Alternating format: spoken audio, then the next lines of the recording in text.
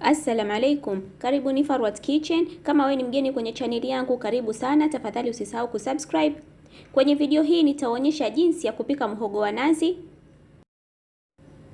na ikiwa mtajaribu mapishi haya mnaweza mkanitag Instagram @farwatkitchen. Kwa hiyo moja kwa moja kwenye matayarisho. Nitaanza kwa kuchemsha muhogo, kwa hiyo nitaweka chumvi na maji. Alafu nitaubandika muhogo motoni, ni uache uive, lakini usiive sana, uive tu kidogo.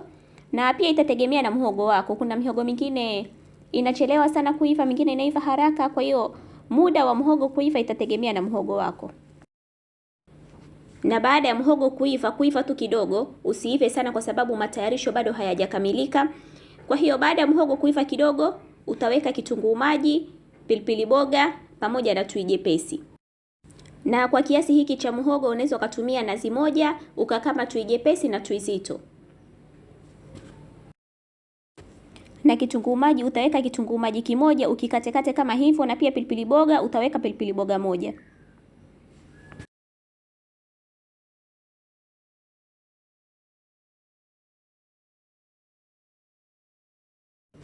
Na baada ya hapo utabanika motoni, uache kwa takriban dakika 5 hivi mpaka dakika 10, mpaka vitunguu na pilipili boga ziive na pia tui jepesi likauke.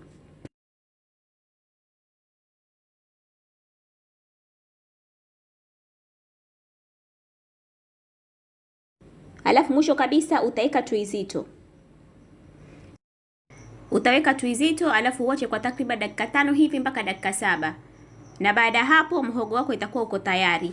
Unaweza ukaandaa kwa samaki wa kukanga pamoja na pilipili ya ndimu.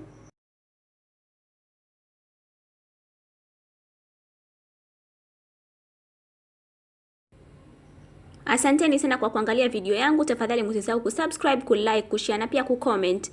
Na pia msisahau kunitag Instagram iwapo mtajaribu mapishi haya. Instagram @farwatkitchen. Asanteni sana na kwaherini.